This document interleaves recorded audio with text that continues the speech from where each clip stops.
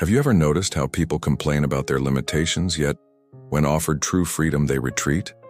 There's something deeply unsettling about watching someone receive exactly what they claim they want, only to sabotage it. The promotion they've been chasing suddenly feels overwhelming. The relationship they've been longing for becomes suffocating. The creative project they've dreamed about remains forever unfinished. What if I told you that most people aren't trapped by their circumstances, but by their own terror of being truly free? James Bugental, one of the most profound psychologists of the 20th century, spent his life studying this paradox. He discovered something that still makes people uncomfortable today. We are more afraid of our own power than our powerlessness. The weight of authentic existence. Bugental understood what most of us refuse to face. Freedom isn't liberation. It's the heaviest burden a human can carry. When you're truly free, there's no one else to blame. No circumstances to hide behind. No excuses to comfort you. There's just you, your choices, and the terrifying weight of responsibility for your own existence. He called this I amness, the raw, unfiltered experience of being authentically yourself. And most people, he observed, will do anything to avoid it. Think about it. How many people do you know who are constantly busy, constantly distracted, constantly explaining why they can't do what they really want? They've built elaborate prisons of obligation, routine, and other people's expectations, and they hold the keys. The masks we mistake for identity. Bugental noticed that we spend most of our lives performing a character we think we're supposed to be, rather than discovering who we actually are. Watch how someone responds when asked, "What do you really want?" Notice the pause, the confusion, the immediate deflection to what they think they should want, or what others expect them to want. This isn't just uncertainty, it's existential terror. Because beneath every role you play, every mask you wear, every identity you've constructed, there's a question waiting. Who am I when I stop performing?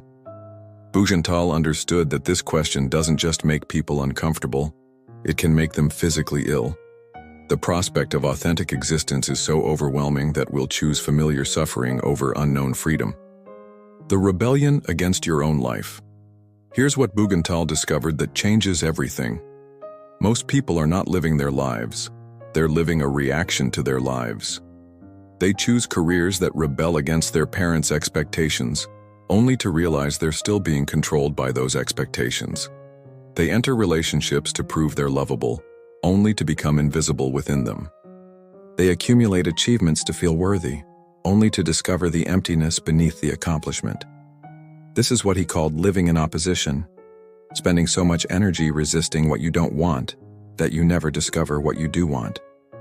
But here's the twist that will disturb you. The very act of rebellion often becomes its own prison. You think you're being free when you reject society's rules, but if your choices are merely reactions against something else, you're still not choosing from your authentic center. You're still letting external forces determine your direction. The terror of unlimited possibility. Bugental observed something that most therapists miss.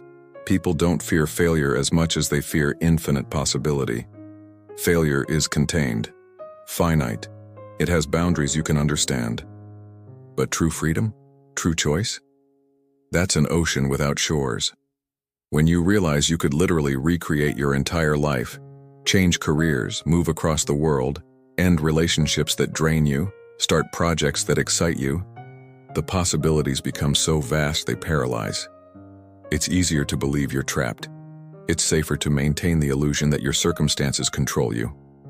Because if you admitted the truth, that you have far more power than you're using, you'd have to take responsibility for the life you're currently living. And that responsibility can feel crushing. The counterfeit freedoms we choose. Instead, so we create what Bugental called counterfeit freedoms. The illusion of choice without the weight of real consequence.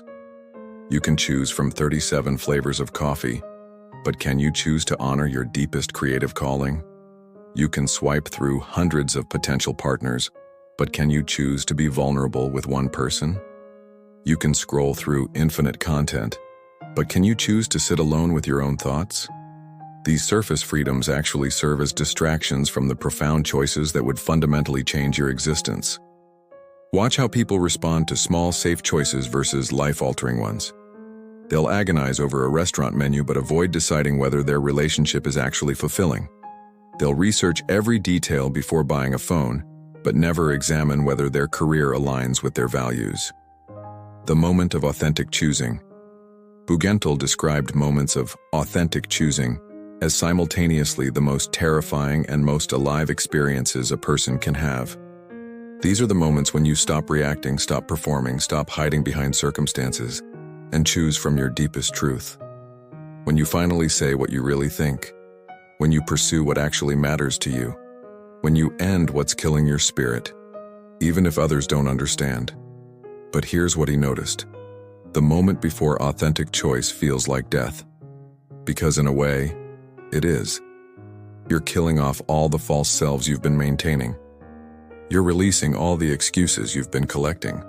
You're stepping into unknown territory with no guarantee of what you'll find. The responsibility that liberates.